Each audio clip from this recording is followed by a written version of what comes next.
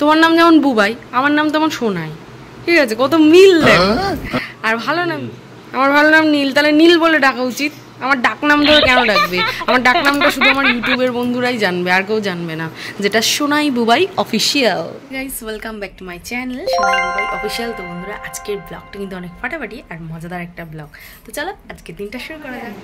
তারপরে ঠাকুর নিয়ে চলে গেল, বাঁধনা নিয়ে বাইরে চলে গেল, আবার নিয়ে আসলো, নিয়ে ঠাকুর বিসর্জন হয়ে গেল।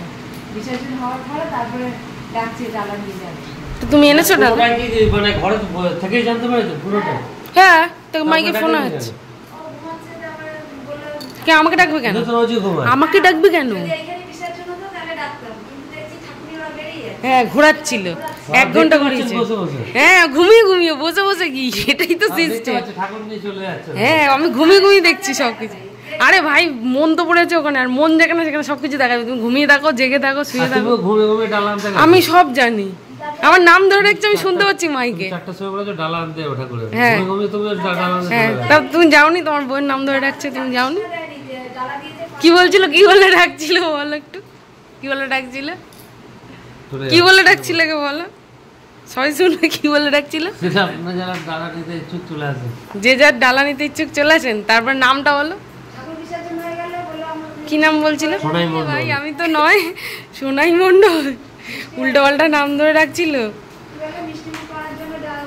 ওমা বলে নাকি আমাকে সোনাই মণ্ডল বলে ডাকছিল, বলে সোনাই মণ্ডল।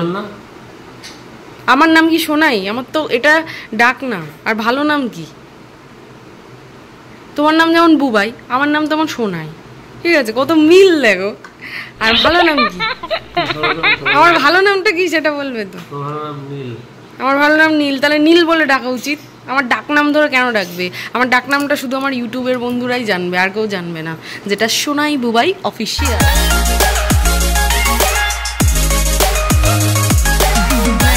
রান্নাবান্না প্রচুর বাকি রয়েছে, কিছুই হয়নি এখনও। আর সকালে তো স্নান টান করে পুজো টুজো দেওয়া হয়ে গেছে। আর ওদিকে মাও অনেকটা হেল্প করে দিল। তোমাদের দাদাভাই নিয়ে এসছে মাছ, নিয়ে এসছে মাংস, নিয়ে এসছে ভোলা মাছ, তারপরে পুঁটি মাছ, এই সমস্ত মা ধুয়ে টুয়ে রেডি করে দিয়ে এসছে। ও চিংড়ি মাছও নিয়ে এসছে না, চিংড়ি মাছ নিয়ে এসছে। তো ওইগুলো এখন রেডি হয়ে গেছে, আর যে মা দাঁড়িয়ে রয়েছে। তো এখন তোমাদের দাদাভাইও কাজে বেরিয়ে গেছে, বাবাও বেরিয়ে গেছে।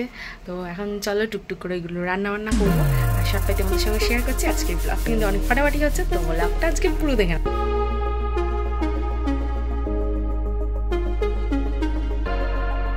দেখো বন্ধুরা, কালকে লুটের বাতাসা। এখানে ক কেজি হবে মা বাতাসাটা? 1 কেজি হবে। 1 কেজি বাতাসা কালকে আমরা লুটে তুলেছি। তো দেখলে তো, কারণ মানে বাতাসার বৃষ্টি হচ্ছিল, মানে প্রত্যেকে, এটা তো আমার কাছে কম, একজন নিয়ে যাচ্ছে। সে বলো মা 2, 3, 5 কেজি হবে, না হলে এত বড় বড় সব ব্যাগে করে নিয়ে যাচ্ছে। তো এখান থেকে মায়ের জন্য কিছু দিয়ে দেবো, আর আমি কিছুটা রাখবো। বাতাসার জল করে করে খেয়ে নিতে হবে। প্রচুর কুড়িয়েছে, মানে সবাই এরকম নিচে বসে রয়েছে, নিচে এরকম কাপড় বিছিয়ে বসে রয়েছে, মানে এত লুট দিয়েছে, এত কারণ প্রচুর লুট পড়েছে।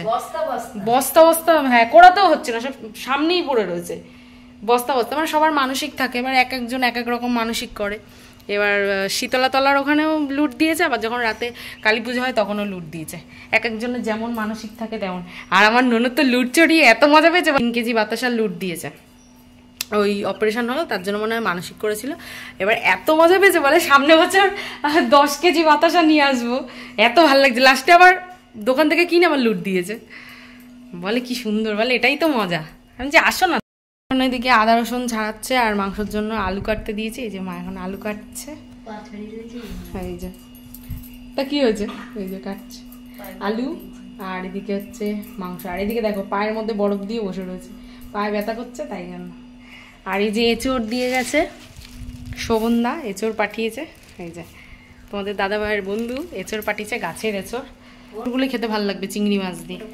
তো বন্ধুরা, এখানে দেখো সকাল সকাল তোমাদের দাদাভাই বাজার থেকে নিয়ে এসছে ভোলা মাছ, আর এদিকে রয়েছে মুরগির মাংস। আর এগুলো মা সব পরিষ্কার করে আমাকে ধুয়ে বেছে দিয়েছে। আর এখানে রয়েছে মৌরলা মাছ, তো এটা হবে টমেটো দিয়ে টক।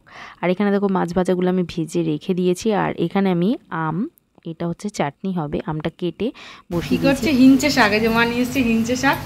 এই যে হিঞ্চে শাক বেছে বেছে রেখে দিচ্ছে। আর ইঁচড়টা কালকে রান্না করো, মাকে দিয়ে কাটিয়ে নিচ্ছি। আমি তুমি কেটে দাও।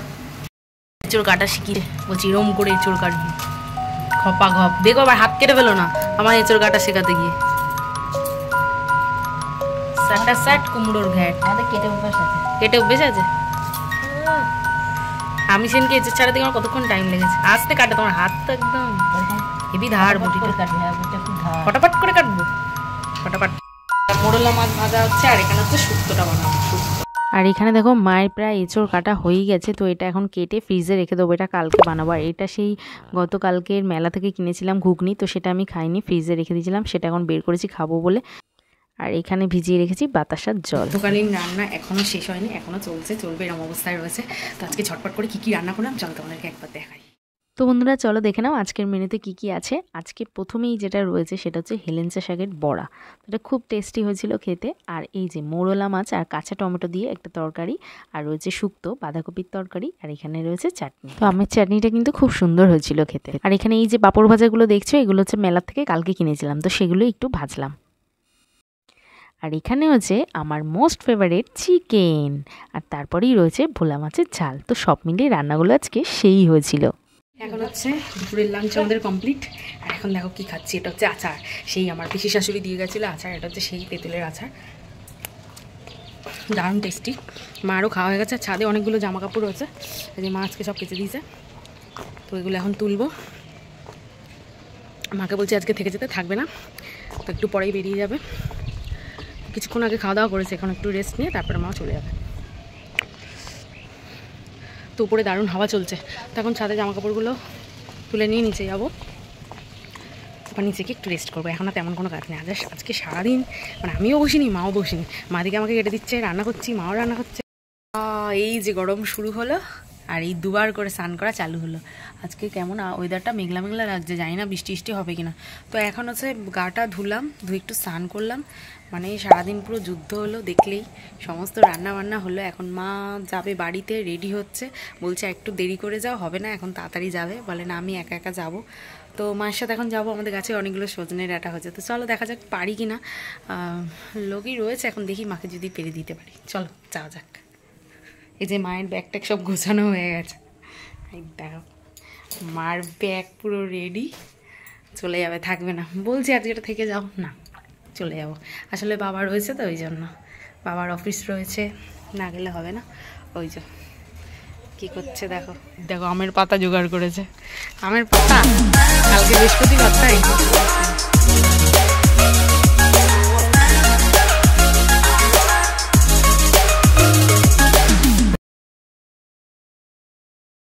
মা তো এখন চলে গেল বাড়িতে, আর দাদাভাই এখনো পর্যন্ত আসেনি, তো বাবাও বেরিয়েছে।